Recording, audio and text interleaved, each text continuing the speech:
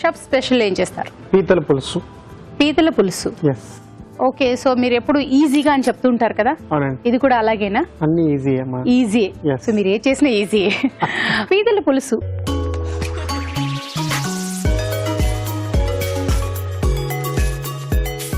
మరి దానికి కావాల్సిన పదార్థాలు ఏమిటో చూద్దామా? పీతల పులుసుకు కావాల్సిన పదార్థాలు: పీతల 1/2 కిలో, పోపు దినుసులు 1 టీ స్పూన్, మెంతులు 1/2 టీ స్పూన్, తరిగిన ఉల్లిపాయ 1, అల్లం వెల్లుల్లి పేస్ట్ 1 టీ స్పూన్, తరిగిన పచ్చిమిరపకాయలు 2, చింతపండు గుజ్జు తగినంత, ధనియాల పొడి 1 టీ స్పూన్, జీలకర్ర పొడి 1 tea spoon, garam masala 1 tea spoon, కొత్తిమీర కొద్దిగా, నూనె 3 టేబుల్ స్పూన్లు, ఉప్పు తగినంత, కారం తగినంత, పసుపు చిటికెడు, కరివేపాకు 2 రెమ్మలు. కావాల్సిన పదార్థాలు చూసారు కదా, స్టార్ట్ చేసేద్దాం. చాలా ఇంగ్రీడియంట్స్ ఉన్నట్టు అనిపిస్తున్నాయి. లేదండి, వెళ్ళిపోతాయి అవన్నీ. అవును. ఫస్ట్ నూనె, ఆయిల్ వేసుకున్నాము. అవునండి. ఇప్పుడు తాలింపు గింజలు. ఓకే, ఆవాలు జీలకర్ర. కొంచెం మెంతులు, దాని తర్వాత ఉల్లిపాయలు.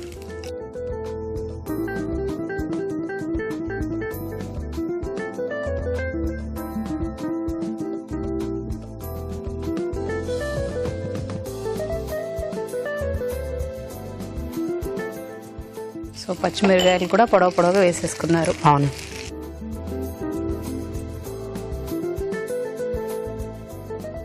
పచ్చిమిరపకాయలు ఘాట్ అయితే మీరు ఎప్పుడు వాసన వస్తుందా అంటారు, ఇప్పుడు అనడానికి ముందు నేనే చెప్పేస్తాను. పచ్చిమిరపకాయలు ఘాట్ అయితే వస్తుంది. అల్లం వెల్లుల్లి పేస్ట్,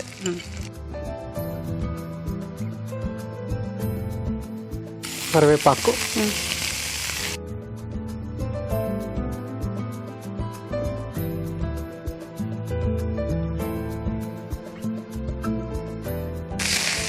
కొంచెం నీళ్ళు పోయిదామండి. వేస్తున్నాను.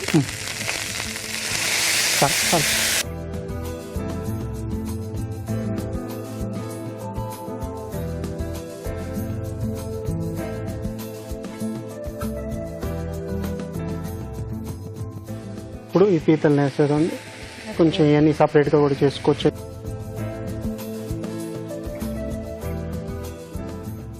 అంటే మామూలుగా వీటికి ఇలా కాళ్ళతోటి వేసేస్తారు కదా? లేదండి, అలాగా అంటే మీకు తినేప్పుడు మీకు చాలా ఎలాగైనా మీరు తెంపుకోవాలి కదా, మీరు ఇలాగే తినరు కదా.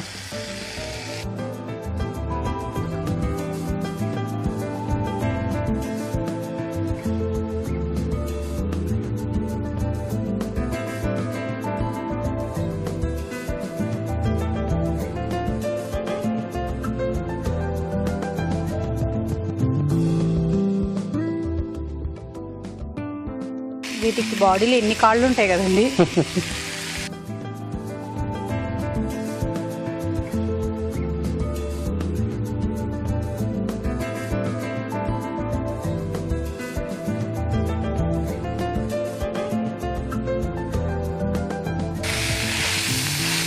కొంచెం నిలిపోయింది.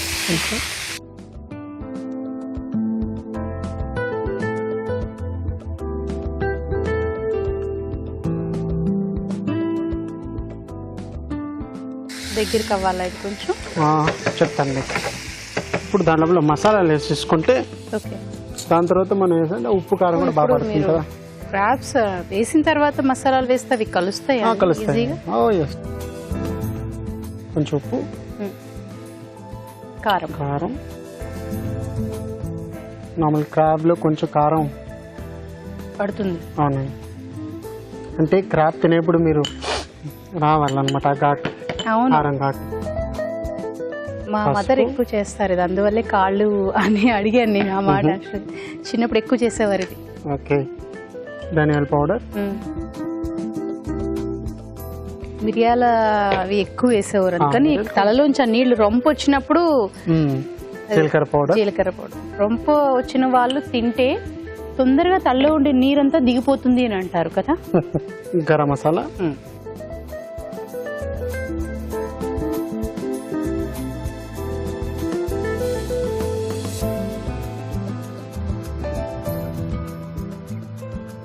ఇప్పుడు ఇదంతా కొంచెం దగ్గరికి వచ్చింది. చింతపండు పులుసు వేసేస్తే మీకు ఓకే, సో కొంచెం టైం ఉంటుంది. అవునండి. ఇప్పుడు ఇది మూసేద్దాం. లిడ్ క్లోజ్ చేయాలి. రొంపు ఉండే వాళ్ళకైతే చాలా చాలా మంచిదంట ఇది. అది పెప్పర్ బాగా వేసి మిరియాల పొడి ఓకే చేస్తే బాగుంటుంది అని. సో ఇది కుక్ అవడానికి ఒక 2 to 3 minutes అవుతుందండి. ఓకే, సో అదనమాట. 2 to 3 minutes. ఓకే, ఇప్పుడు మీకోసం ఒక మంచి చిట్కా.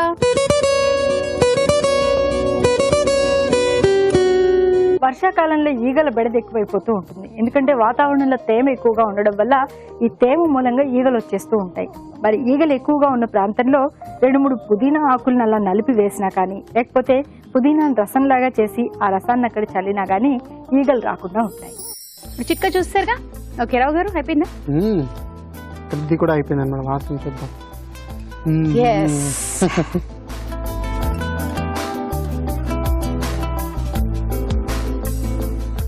పీతల కూర అయితే అన్నంతో బాగుంటుందా చపాతీతో బాగుంటుందా అని అనడానికి లేదు, డైరెక్ట్ గా తింటేనే బాగుంటుంది. సో ఇప్పుడు వెదర్ ఎలాగా చల్లచల్లగా ఉంటుంది కాబట్టి చక్కగా ఇలా వేడివేడిగా చేసుకుని అలా తినేస్తూ ఉంటే అదనమాట. కొంచెం నిలిపోయింది ఇంకానండి, కొంచెం లైట్ గా, కొంచెం దగ్గరికి వచ్చింది లైట్ గా. పులుసు అంటే కొంచెం గ్రేవీ ఉండాలి కదా. ఓకే, చాలు చాలు చాలు. ఒక్క మరుగు వచ్చిన తర్వాత తీసేసి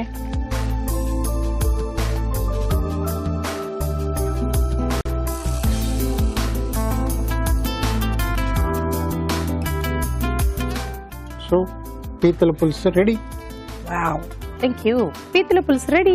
మరి దీన్ని టేస్ట్ చేసే ముందు దీని తయారీ విధానం ఎలాగో మరొకసారి చూద్దామా. పీతల పులుసు తయారీ విధానం: ఒక పాన్ లో నూనె వేసి పోపు దినుసులు, మెంతులు, ఉల్లిపాయ ముక్కలు, తరిగిన పచ్చిమిరపకాయలు, అల్లం వెల్లుల్లి పేస్ట్, కరివేపాకు వేసి వేయించాలి. దీనిలో పీతలు, ఉప్పు, కారం, పసుపు, ధనియాల పొడి, జీలకర్ర పొడి, గరం మసాలా వేసి వేగనివ్వాలి. తర్వాత చింతపండు గుజ్జు వేసి ఉడకనివ్వాలి. ఆపై కొత్తిమీరతో గార్నిష్ చేసి సర్వ్ చేసుకుంటే పీతల పులుసు రెడీ.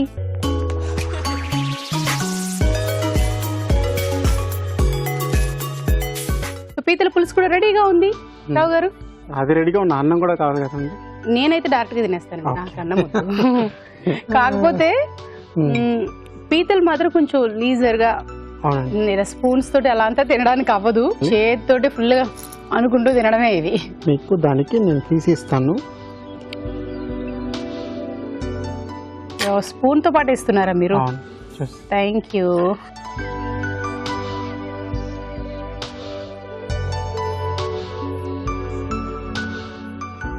చక్కగా మిరియాల ఘాటు కానీ అన్ని తెలుస్తున్నాయి, కారం అంత, ఎందుకంటే పులుపు ఎస్ గుజ్జుతో పాటు ఇచ్చారు కాబట్టి చాలా బాగుంది విత్ కాంబినేషన్. అది స్వీట్ గా ఉంటుంది, కొంచెం తీగా ఉంటుంది. ఎప్పుడు క్రాబ్ మీట్ కొంచెం స్వీట్ గా ఉంటుంది. అవును, అందుకే మీరు పులుసులో కొంచెం కారం యాడ్ చేస్తున్నారు. ఇందాక మీరు చెప్పారు కదా క్రాబ్ లో. నార్మల్ గా క్రాబ్ తినేప్పుడు చవంటలు రావాలన్నమాట. ఎస్. ఇంకోటి టిప్ ఏంటంటే అమావాస్య రోజు, అంటే అమావాస్య ముందు అయిన తర్వాత మీకు క్రాబ్స్ బాగుంటాయి. ఎందుకంటే అమావాస్య రోజే బయటకు వస్తాయి. అంటే ఎప్పుడు చీకటి ఉంటే ఆ క్రాబ్స్ వస్తాయి అనమాట, బయటకు వచ్చి బాగా తిని బాగా పుష్టిగా ఉంటుంది అనమాట. అదే పౌర్ణమి రోజు తీసుకున్నారంటే అంత ఫ్లెష్ ఉంటుంది దానికి. సో యాక్చువల్గా పీతల్లో వచ్చి మనకి ఆ ఫ్లెష్ ఉండడమే కావాల్సింది. సో అదే చాలా మంచిది అంటారు అనమాట, ఫ్లెష్ తినడమే చాలా మంచిది అని అంటారు. ప్లస్ అది పెప్పర్ తోటి అది చేస్తున్నప్పుడు ఇంకా అదిరిపోతుంది. సో డైరెక్ట్ గా అలాగా తిని మీకు ఇప్పుడు చవంటలో వస్తున్నాయి అంటే నేను ఆస్వాదిస్తున్నాను అనమాట చూసే ఒక స్పూన్ తోటే.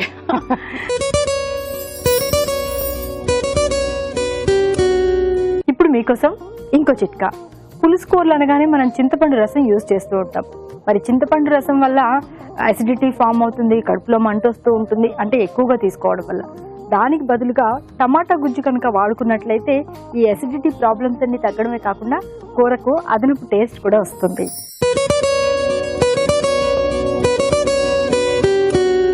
వర్షాకాలంలో ఈగల బెడద ఎక్కువైపోతూ ఉంటుంది. ఎందుకంటే వాతావరణంలో తేమ ఎక్కువగా ఉండడం వల్ల ఈ తేమ మూలంగా ఈగలు వచ్చేస్తూ ఉంటాయి.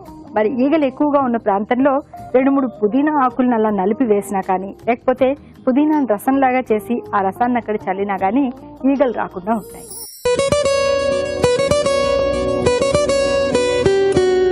పేల సమస్య నిజంగా చాలా చిరాకు తెప్పిస్తూ ఉంటుంది.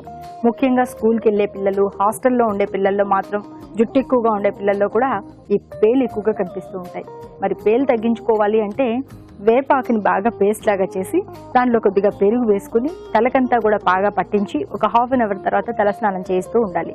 ఇలా వారానికి 2-3 సార్లు కనుక చేస్తూ ఉన్నట్లయితే పేల సమస్య చాలా వరకు తగ్గిపోతుంది.